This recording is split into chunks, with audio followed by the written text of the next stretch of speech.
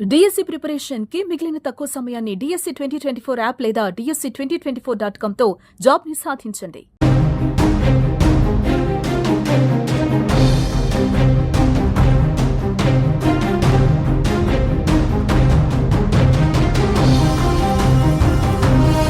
పాక్ గూఢచారి జ్యోతి మల్హోత్రా దర్యాప్తులో సంచలన విషయాలు వెలుగులోకి వస్తున్నాయి. ఆమె నుంచి అధికారులు కీలక విషయాలు రాబడుతున్నారు. జ్యోతి మల్హోత్రాను పాకిస్తాన్ యొక్క ప్రధాన గూఢచార సంస్థ ISI అస్త్రంగా మార్చుకున్నట్టు తెలుస్తోంది. ఆమె ద్వారా భారత గుట్టును లాగేసినట్టు సమాచారం. అంతేకాదు పాక్ నిఘా వర్గాలతోనూ ఆమె నేరుగా సంప్రదింపులు జరిపినట్టు అధికారుల విచారణలో తేలింది. ఆపరేషన్ సింధూర్ సమయంలో ఆమె పాక్ రాయబార కార్యాలయంలో పనిచేసే అధికారితో జ్యోతి టచ్లో ఉన్నట్టు హిసార్ SP శశాంక్ కుమార్ సావర్ తెలిపారు. జ్యోతి మల్హోత్రా పాకిస్తాన్లో పలుమార్లు పర్యటించినట్టు ఇప్పటికే నిర్ధారణ అయింది. అక్కడ పార్టీలో ఆమె పాల్గొంది.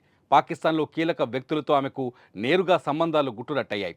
పాక్ విదేశాంగ అధికారులతోనే కాదు, పాకిస్తాన్ మాజీ ప్రధాని కుమార్తె, ఆ దేశంలోని పంజాబ్ రాష్ట్ర ముఖ్యమంత్రి మరియం నవాజ్ షరీఫ్తో కూడా జ్యోతికి పరిచయం ఉంది.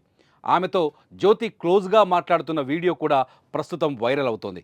పాకిస్తాన్ హైకమిషన్ భవన్లోకి కేక్ తీసుకువెళ్లిన వ్యక్తితో గతంలో జ్యోతి మల్హోత్రా కలిసి దిగిన ఫోటోలు కూడా ఇప్పుడు నెట్టింట వైరల్ అవుతున్నాయి.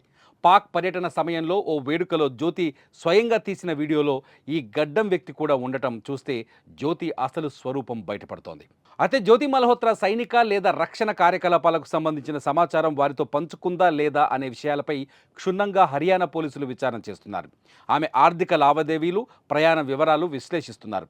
ఎక్కడికి వెళ్ళింది, ఎవరిని కలిసింది అనే విషయాలపై ఆరా తీస్తున్నారు. అదే సమయంలో ఆమె ల్యాప్టాప్తో సహా ఎలక్ట్రానిక్ పరికరాలపై ఫోరెన్సిక్ విశ్లేషణ జరుగుతోంది.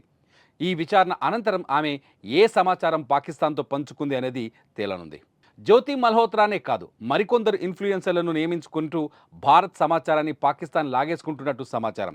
ఇతర అనుమానితులపై కూడా పోలీసులు నిఘా పెట్టారు.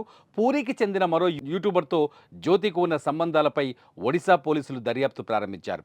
సెప్టెంబర్లో పూరి సందర్శించగా అక్కడ మరో మహిళా యూట్యూబర్ను కలిసింది జ్యోతి. ఆమె కూడా ఇటీవల పాకిస్తాన్లోని కర్తార్పూర్ సాహిబ్ గురుద్వారాను సందర్శించి వచ్చింది. దీంతో ఆమెను కూడా విచారిస్తున్నారు. అసలు పాకిస్తాన్ వీరిని ఎలా ట్రాప్ చేస్తుంది? డబ్బుల కోసం చేస్తున్నారా? ఇంకేమైనా కారణం ఉందా అనే ప్రశ్నలకు సమాధానం రావాల్సి ఉంది.